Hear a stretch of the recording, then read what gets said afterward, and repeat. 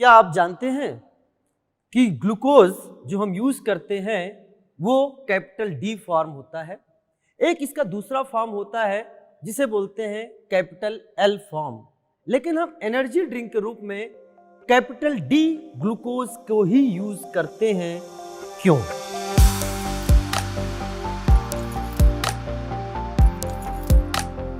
Hello students, मेरा नाम अजीत चंद्र द्विवेदी है। प्यार से मुझे एसिड सर के नाम से जानते हैं। मैं ऑर्गेनिक केमिस्ट्री पढ़ाता हूँ, जहाँ हम आपको सिखाने वाले हैं कैसे जो आइसोमर होते हैं वो हमारे बॉडी में किस तरह से एक्ट करते हैं या किस तरीके से अपने एक्शंस को दिखाते हैं। तो इसको एक्सप्लेन करने के लिए आज हमारे पास डिफरेंट एज ग्रुप के लोग आएंगे। तो हम कैसे डिफरेंट एज ग्रुप के लोगों को अपनी बातों को समझाते हैं, सिखाते हैं, ये हम आपके सामने रिप्रेजेंट करने वाले हैं। क्या आपको पता है, क्योंकि आप क्लास 11th में हैं, थोड़ा बहुत आपको आइडिया भी होगा कि जो ग्लूकोज होता है यह मार्केट में मिलता है और यह एक फॉर्म होता है ग्लूकोज की। इसका दो फॉर्म होते हैं, एक फॉर्म होता है D form, capital D form, एक होता है कैपिटल एल फॉर्म। तो मैं आपको ये बताना चाहता हूँ, क्या आपने आइसोमर वर्ड सुना है? Yes sir. अरे वाह, क्या होता है isomer? Sir isomer basically same molecular formula के कंपाउंड्स होते हैं। अरे वाह, आपने तो बहुत अच्छी चीज बताई।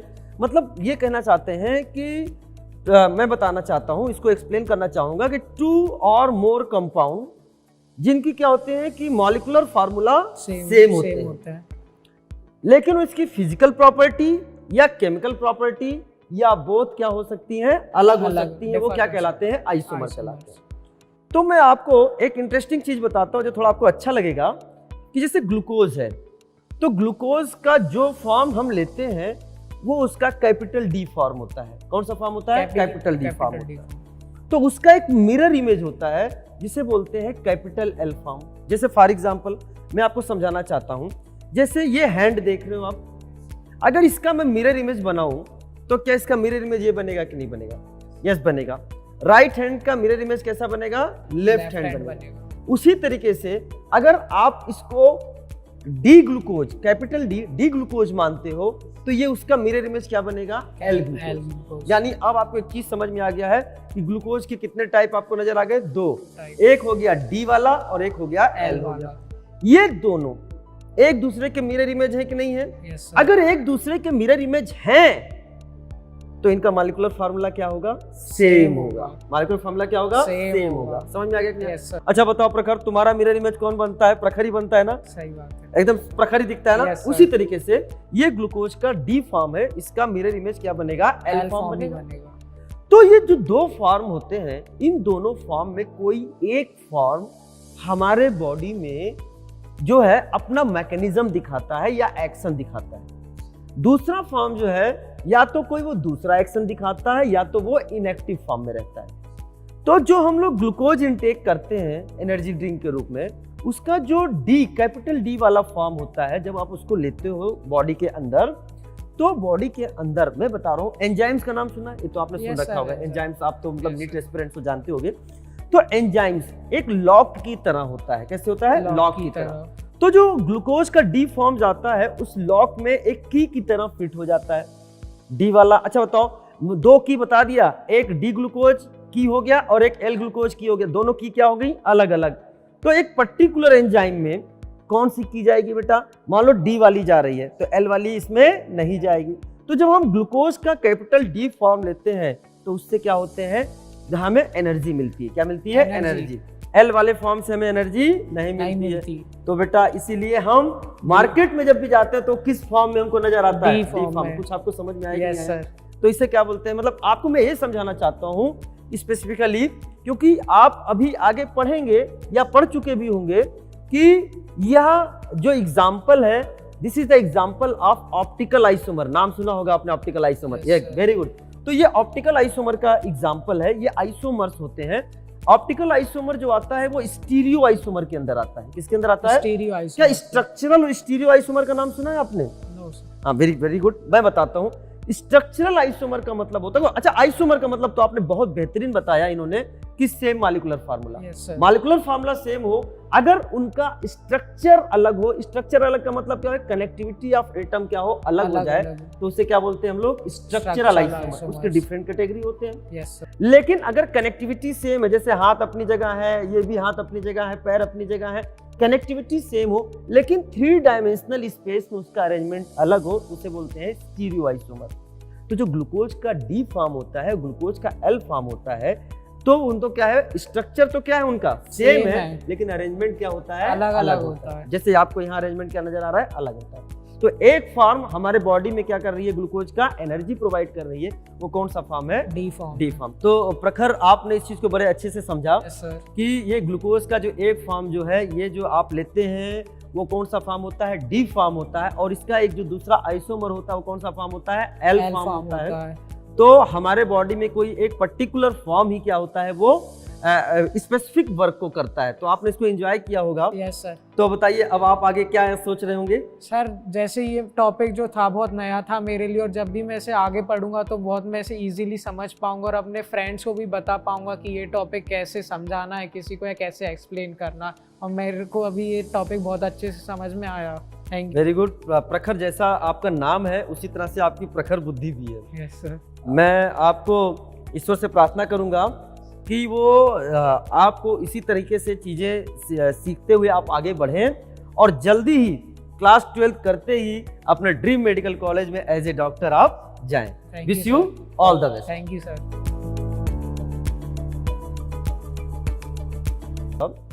हाँ साहिद जी, कि ये जो ग्लूकॉन डी है इसमें ग्लूकोज होता है, ग्लूकोज, और हम इसे एनर्जी ड्रिंक के रूप में इसको यूज करते हैं।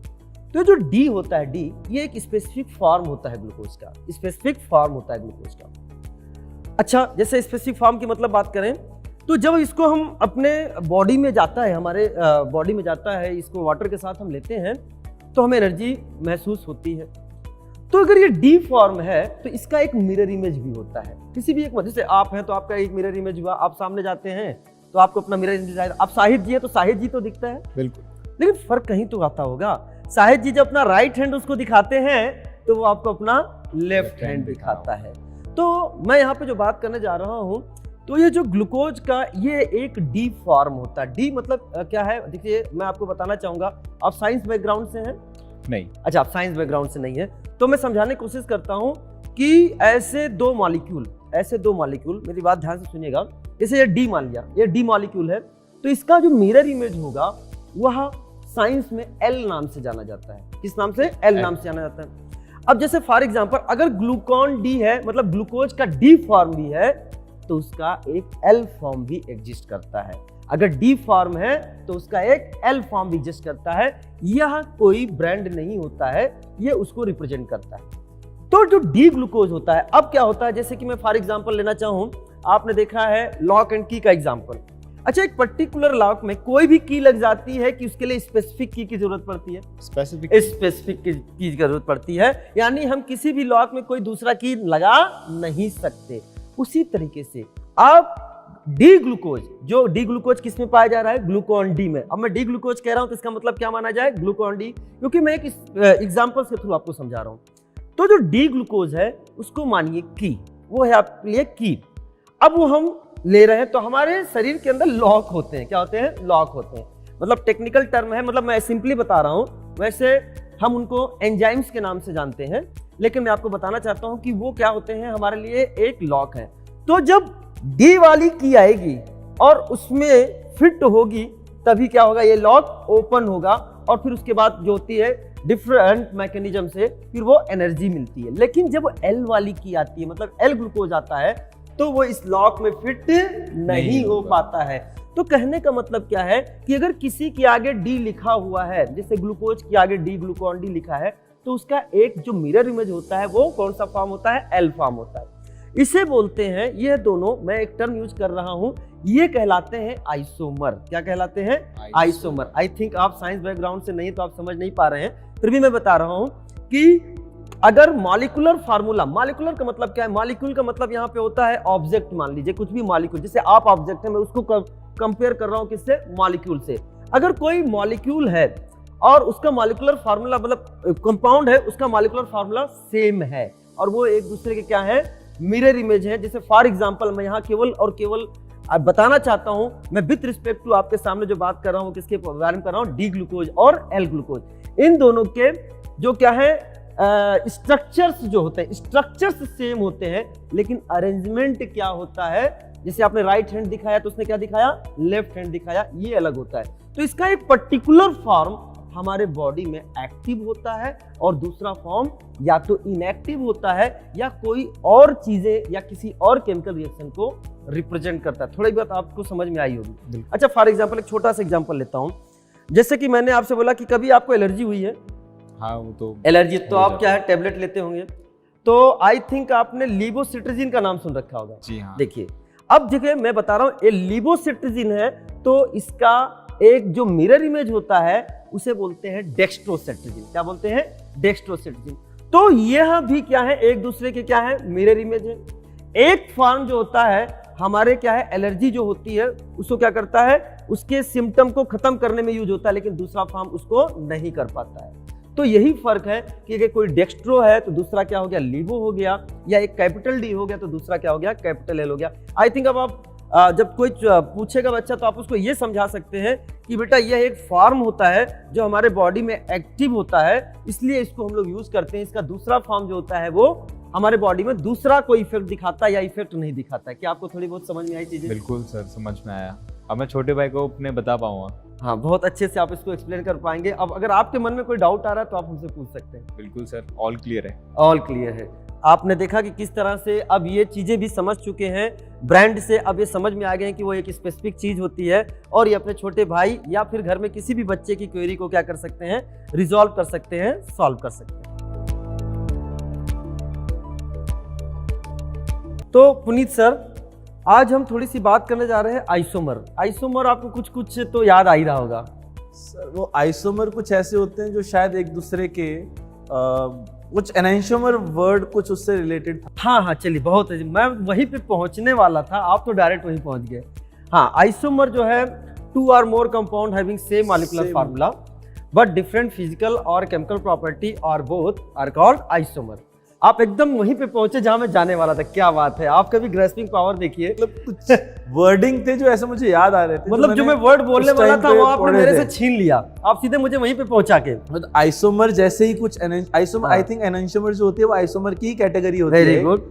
तो सर क्या है कि आइसोमर में एक पोर्शन हो गया स्ट्रक्चरल आइसोमर और दूसरा हो गया स्टीरियो आइसोमर। अब आपको याद आ रहा है? याद आ गया, बिल्कुल प्रॉपर। तो स्टीरियो आइसोमर में हम थोड़ी सी बात कर रहे हैं। यहाँ पर एक वर्ड आता है एनेंशियोमर।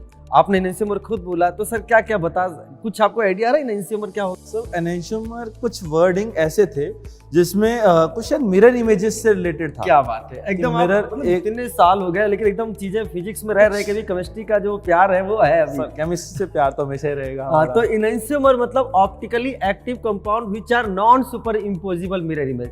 जैसे ये हाथ का मिरर इमेज, ये हाथ बन गया जी सर, लेकिन इसको इसके ऊपर अगर हम करते हैं तो ये सुपर इम्पोज नहीं हो रहा। सुपर इम्पोज का मतलब होता है पूरी तरह से ढक लेना, नहीं ढक रहा है। नहीं सर।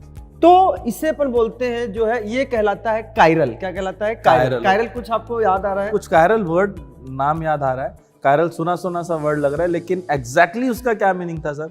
देखिए हमारे मतलब जिस टाइम पे मैं पढ़ता था तो उस टाइम पे मैंने बस जस्ट आई नो कि मैंने याद करा था और मैंने उस टाइम पे आई होप समझा भी होगा, लेकिन वो क्या है ना, फिजिक्स पढ़ते पढ़ते इतना हम अपने जो चैप्टर, इतना अपना जो सब्जेक्ट है ना उसमें इतना डीप नॉलेज में चले गए कि दूसरे सब्जेक्ट से हमारा थोड़ा सा डिस्कनेक्टिविटी हो गया आप एक तरीके से। कोई डिस्कनेक्टिविटी नहीं है, कायरल सुना हुआ है, मतलब कायरल सुना हुआ है, याद आ रहा है कायरल एक कुछ ऐसा। तो कायरल का मतलब होता है यहाँ पर मतलब हो गया ऑप्टिकली एक्टिव। तो आज हम एक्चुअली क्या है कि हम आइसोमर या इनैंशियोमर या ऑप्टिकली एक्टिविटी के उस पोर्शन में नहीं जा रहे हैं जो कि हम लोग बुक्स में पढ़ते आते हैं। हम थोड़ा ऐसी बात करने जा रहे हैं जो डेली लाइफ में कहीं ना कहीं होती है, जो हमारे आसपास की चीजें हो रही हैं उसमें हमको दिखता नहीं है कि क्या यहाँ पर भी आइसोमर इन्वॉल्व है, क्या इन सब चीज़ों का भी आइसोमर का हमारे बॉडी पर कोई रोल है। हम उसकी बात करने जा रहे हैं। तो हम बात करने जा रहे हैं यहाँ पे इनैंशियोमर की। जी सर। जैसे फॉर एग्जाम्पल मैं आपको एक एग्जाम्पल देता हूँ, बहुत इंटरेस्टिंग एग्जाम्पल है। एक मॉलिक्यूल है जिसका नाम है थैलिडोमाइड। नाम है थैलिडोमाइड, ड्रग है, मॉलिक्यूल है। तो ये जो मेडिसिन थैलिडोमाइड है, इसका क्या है, जैसे मान लीजिए इसको मान लीजिए आप थैलिडोमाइड, मैं एग्जांपल से समझा रहा हूँ जी सर। तो हमने इसको बोल दिया कैपिटल आर फॉर्म, ठीक है आर सर। और एस आपने पढ़ा है, हाँ जी, कैपिटल R डी और S कैपिटल पढ़ा है, पढ़ा है, हाँ। स्मॉल डी स्मॉल एल पढ़ा Small सब सब पढ़ा है वो सब। तो याद भी है, पढ़ा याद क्या है, आपको तो हाँ, सब याद D भी है। हाँ। तो इसमें क्या है कि जो कैपिटल आर जो है, आर थैलिडोमाइड, तो इसका जो मिरर इमेज होगा वो कहलाता है एस थैलिडोमाइड।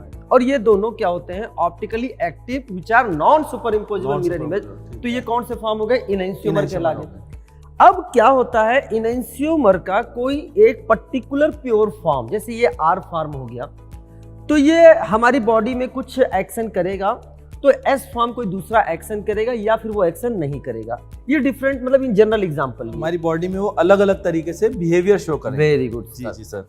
अब जैसे कि क्या हुआ कि ये जो हमारे बॉडी में एंजाइम्स होते हैं, जी। एंजाइम्स भी क्या होते हैं, कायरल होते हैं, क्योंकि ये- एंजाइम्स जो होते हैं वो प्रोटीन से बने होते हैं, और प्रोटीन जो होते हैं वो अमाइनो एसिड से बने होते हैं। तो अमाइनो एसिड कायरल होते हैं इन जनरल, तो अपन बोल सकते हैं कि ये भी कि enzymes जो भी एंजाइम्स हैं वो कायरल हैं। chirals हैं, जी। तो जो हमारे इनैंशियोमर होते हैं, ऑप्टिकली एक्टिव कंपाउंड होते हैं, तो उनका क्या होता है कि कायरल ऑब्जेक्ट या कायरल मॉलिक्यूल के साथ उनकी जो है रिएक्टिविटी क्या होती है, वो अलग अलग होती है, Bonding डिफरेंट अलग अलग टाइप की होती हाँ है। एकदम एकदम। ठीक है सर। तो क्या होता है कि जैसे जब आर फॉर्म जो है ये प्रेग्नेंट वुमेन को दिया गया, ये उनकी मॉर्निंग सिकनेस को दूर करने की है। मॉर्निंग सिकनेस का मतलब नोजिया, वोमिटिंग एटसेट्रा। तो क्या हुआ कि जब उन्होंने उसको लिया मॉर्निंग सिकनेस को दूर करने के लिए, तो पता नहीं था तब तक, तो ये फीटस पर डेंजरस इफेक्ट करने लग गया, मतलब फीटल होने लग गया फीटस पर। फॉर एग्जाम्पल जो बच्चे हुए उनके हाथ पैर कटे हुए थे और अर्ली डेथ का भी कारण बन गया था। अब प्रश्न ये हुआ कि हमने लिया आर फॉर्म और हमने किसी स्पेसिफिक वर्ग के लिए, आखिर ऐसा नुकसान क्यों हुआ? जी सर। तो हमारे लीवर में एक ऐसा एंजाइम होता है जो आर फॉर्म को चेंज कर देता है एस फॉर्म, तो ये और इसका जो इंटरकन्वर्टेबल भी तो जो है। एस फॉर्म है, रेसिमिक मिक्सचर आपने नाम सुना हाँ, होगा। मिक्सचर याद है। रेसिमिक मिक्सचर क्या, इक्विमोलर कंसंट्रेशन ऑफ बोथ हाँ फॉर्म्स। यस, इनैंशियोमर का ले लिया, Both एक डी वाला फॉर्म हो गया, दूसरा एल वाला L वाला फॉर्म हो गया। form। तो क्या हुआ कि जब आर वाला फॉर्म एस में चला गया, वो एंजाइम्स ने चेंज कर दिया, तो हम ले तो रहे थे आर, form। बनता जा रहा था एस, S। और एस ये इफेक्ट दिखा रहा था। तब से इसको क्या कर दिया गया, बैन कर दिया। मतलब आर हमारे लिए हार्मफुल नहीं था, R, लेकिन हाँ, आर अरे। कन्वर्ट हुआ एस में, हाँ और वो एस हमारी बॉडी पर रिएक्ट कर गया। हाँ एकदम, मतलब इन दोनों का जो बिहेवियर था वो हमारी बॉडी पर अलग अलग तरीके से एकदम था। अलग अलग था। अब मैं आपको ये बताना चाह रहा, ऐसा हमेशा नहीं होता ऐसा है नहीं होता। कि हमने कोई किसी का आर फॉर्म ले लिया तो वो एस में जाए, convert लेकिन हो जाए। इसके एंजाइम्स के कारण, लीवर के अच्छा। एंजाइम्स के कारण ऐसा हुआ। हम्म। जैसे आपने एग्जांपल बहुत सारा है कि कोई भी एक स्पेसिफिक जो होता है फॉर्म, इनैंशियोमर मतलब कोई एक फॉर्म होता है, वो हमारे बॉडी में जाकर एक इफेक्ट दिखाता है और दूसरा वाला फॉर्म दूसरा इफेक्ट effect दिखा को सकता है या सकता नहीं दिखा सकता है। जैसे फॉर एग्जांपल मैं अब इन जनरल जो हमेशा एग्जांपल लेता हूँ, वो मार्केट में सबसे ज्यादा पॉपुलर है लीवोसिट्रिजिन। आपने लीवोसिट्रिजिन मतलब एलर्जी के लिए इसको यूज करते हैं। सिट्रिजिन की दवा आपने नाम सुना होगा। सिट्रिजिन नाम सुना। हाँ, तो उसका एक फॉर्म क्या है, एक सिट्राजिन। लीवोसिट्रिजिन होता है, जो कि क्या होता है, एलर्जी को दूर करने में यूज होता है। तो उसका एक दूसरा फॉर्म है डेक्स्ट्रोसिट्रिजिन, जो एलर्जी के लिए यूज नहीं होता है। कहने का मतलब ये है कि जब हम कोई भी एक मेडिसिन लेते हैं, या कोई भी एक, मैं मेडिसिन पे इसलिए आ रहा हूँ क्योंकि हम इसको डेली लाइफ से कोरिलेट करना चाह रहे हैं। कोई भी एक मेडिसिन लेते हैं तो उसका एक फॉर्म जो होता है हमारे बॉडी में एक स्पेसिफिक वर्क करता है, दूसरा जो है वो दूसरा वर्क करता है। कारण क्या होता है कि जो हमारे बॉडी का अंदर जहां पर एक्शन होता है, जहां एंजाइम का एक्शन होता है, वो खुद में क्या होता है, कायरल होता है। कायरल मतलब ऑप्टिकली एक्टिव होता है। और इनैंशियोमर जो होते हैं, यस यस, तो जो इनैंशियोमर है, जैसे एक फॉर्म हो गया डी फॉर्म, दूसरा हो गया एल फॉर्म, एक हो गया आर फॉर्म, दूसरा हो गया एस फॉर्म, तो उनका जो होती है chemical reactivity towards chiral object क्या होती है, डिफरेंट होती है, अलग अलग। तो कुछ मिला के आपको ये आइडिया होगा कि जो हमने हमारे डेली लाइफ में जो मेडिसिन हैं, उनका भी कहीं ना कहीं आइसोमर के फॉर्म में बहुत ही बड़ा हमारे बॉडी में रोल है। और हम जो भी चीज लेते हैं वो कहीं ना कहीं इस तरह से इनैंशियोमेरिक रूल के थ्रू आगे चलती है। इसके बारे में सर हमें नॉलेज होनी भी चाहिए कि कल को हम पता लगे हम कोई एनैंशियोमर लेते हैं लेकिन वो कन्वर्ट हो गया एक फॉर्म से दूसरे फॉर्म में। नहीं, तो इसके लिए क्या होता है कि जो भी एक रिसर्च और डेवलपमेंट होता है, ये चीजें मैं आपको बता दूं, कोई भी चीज एक रिसर्च और डेवलपमेंट होता है, जब वो कई स्टेज से पास हो जाता है तभी वो मार्केट में आता है। लेकिन इसकी नॉलेज हमें होनी चाहिए। जी सर, जनरली सर। मार्केट में कोई चीज आता है तो वो हमारे बेनिफिशियल इफेक्ट के लिए होता है, लेकिन अगर मान लीजिए किसी मास पर उसका इफेक्ट गलत होने लग गया तो उसके बाद क्या करते हैं, उसको विड्रॉ कर लिया। जैसे Ban आर कर लिया थैलेडोमाइड को क्या कर दिया गया, Ban बैन कर दिया गया। तो कुछ आपको मतलब आज मैं कुछ नया सिखाने के उसमें था, क्योंकि आइसोमर, हाँ ठीक है आपने पढ़ा है और आप फिजिक्स के एडुकेटर हैं, इतने सालों से पढ़ा रहे हैं, तो लेकिन डेली लाइफ में ऐसे चीजें अवेयरनेस होनी चाहिए, ताकि बोलना चाहिए हर किसी को कि कोई भी इंसान कोई भी मेडिसिन अपनी मर्जी से बिना प्रिस्क्रिप्शन के ना ले। तो ये चीज पहले तो होनी चाहिए कि कोई भी मेडिसिन बिना प्रिस्क्रिप्शन के ना ली जाए और यूज करके ही देखा जाए। बस एकदम। तो मेरे आज का ये मेरा मैसेज था, इसके थ्रू एक मैसेज था, मैं सबको अवेयर करना चाह रहा था कि अपने मर्जी से कोई भी चीज, कोई भी मॉलिक्यूल आप ना लें, क्योंकि उसका एडवर्स इफेक्ट भी आपकी बॉडी पर हो सकता है, जाने या अनजाने में। ठीक है जी सर, बहुत सर, मजा कैसा आया, लगा? बहुत मजा आया। मतलब एनेंशियोमर और ये सब आइसोमर्स के बारे में वापस से एक दिमाग में एक कहते हैं ना, आप कहते हैं कि एक इच्छा जाग गई है कि एक बार फिर से क्यों ना वो पुराने दिन याद किए जाए और उन चीज़ों को दोबारा से पढ़ा जाए। और जितनी ज्ञान आपने मुझे दिया, इसने मेरे अंदर बहुत क्यूरियोसिटी मतलब पैदा कर दी है और मुझे बहुत मोटिवेट मिल रहा है कि क्यों ना मैं इन चीज़ों को आगे और फर्दर स्टडी करूं। सबसे इंपॉर्टेंट चीज होती है कि जो आज हम पढ़ रहे हैं उसका फ्यूचर में जाके क्या एप्लीकेशन है। अगर हर एक इंसान अपनी पढ़ाई को फ्यूचर के एप्लीकेशन से जोड़ना शुरू कर दे तो उसकी पढ़ाई करना भी सार्थक होगा और वो अपने अवेयरनेस के कारण अपने को कंट्रीब्यूट भी कर पाएगा हर चीज़ों में। यही चीज़ हमारे लर्नर्स के लिए अप्लाई होती है ना, तो वो भी ये चीज़ों के बारे में समझें, इन चीज़ों को पढ़ाई करें और आगे अपने फ्यूचर्स में इसको अप्लाई करें।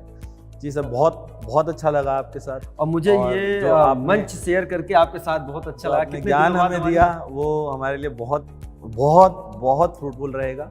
इसके लिए आपका बहुत बहुत शुक्रिया।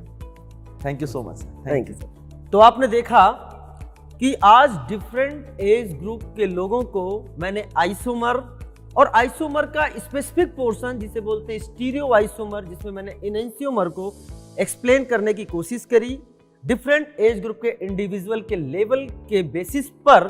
अगर आपको ये वीडियो पसंद आया तो इसे लाइक करें, शेयर करें। Let's crack it.